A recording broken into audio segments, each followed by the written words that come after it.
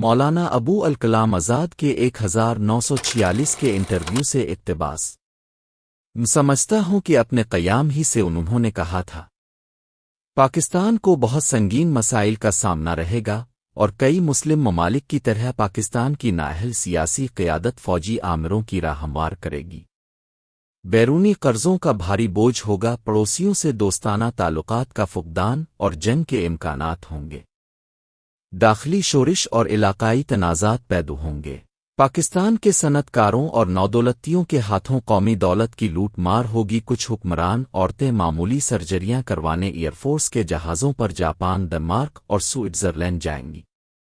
مولانا ابوالکلام آزاد تاریخی پاکستان کا ایک اہم کردار تھا، جنہوں نے قیام پاکستان کی کھلی مخالفت کی تھی۔ قیام پاکستان کے حوالے سے ان کا نقطہ نظر ذاتی نوعیت کا تھا۔ مسلمان ہند نے اسے قبولیت نہیں بخشی، لیکن ان کے خیالات کا اگر تجزیہ کیا جائے تو کم از کم پاکستان میں اس وقت جو صورت حال چل رہی ہے وہ مولانا آزاد کے خیالات کی چغلی کھاتے نظر آتے ہیں۔ ان دنوں ان کے ایک مشہور انٹرویو سے کچھ اقتباسات زیر گردش ہیں، جو ان کے اس مشہور انٹرویو کا حصہ تسلیم کیے جاتے ہیں، جو انہوں نے قام پاکستان سے قبل اپریل 1946 میں ایک صحافی شورش کاشمیری کو دیا تھا۔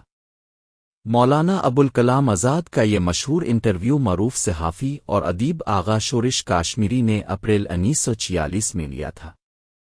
اس انٹرویو کے بارے میں کچھ اہم حقائق درج ذیل ہیں۔ شورش کاشمیری کے مطابق یہ انٹرویو دہلی اور شملہ میں کابینہ کی کارروائی کے دوران 2 ہفتوں کے طویل دورانیے میں مکمل ہوا تھا۔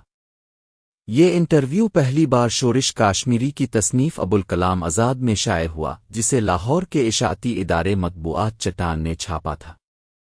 مولانا آزاد نے اس انٹرویو میں جو پیشگوئیاں کی تھیں، جیسے مشرقی پاکستان کی علیحدگی اور فوجی آمریت، وہ بعد میں آنے والے حالات کی وجہ سے بہت زیادہ زیر بحث رہے۔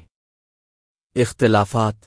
کچھ محققین اور مورخین اس انٹرویو کی لفظ با لفظ صحت پر شبہ بھی ظاہر کرتے ہیں، کیونکہ یہ مولانا آزاد کی زندگی میں کسی بڑے جریدے میں شائع نہیں ہوا تھا، اور اس کی زبان و بیان میں شورش کاشمیری کا مخصوص ادبی رنگ جھلکتا ہے۔ مولانا آزاد کے خدشات کا خلاصہ کچھ یوں ہے۔ سیاسی قیادت اور آمریت۔ ان کا خیال تھا کہ نااہل سیاسی قیادت کی وجہ سے ملک میں فوجی مداخلت کے راستے کھلیں گے۔ معاشی بدحالی۔ انہوں نے بیرونی قرضوں کے بوجھ اور نودولتیوں کے ہاتھوں قومی وسائل کی لوٹ مار کی طرف اشارہ کیا تھا۔ دلچسپ بات یہ ہے کہ ایئر فورس کے جہاز پر سرجری والے نقطے کا ذکر ہے، وہ عوامی بحثوں اور سوشل میڈیا پر اکثر مولانا آزاد سے منسوب کر کے بیان کیا جاتا ہے تاکہ موجودہ سیاسی حالات پر طنز کیا جا سکے۔ تاہم تاریخی دستاویزات میں اس مخصوص جملے کی لفظ با لفظ موجودگی پر محققین کے درمیان اختلاف پایا جاتا ہے۔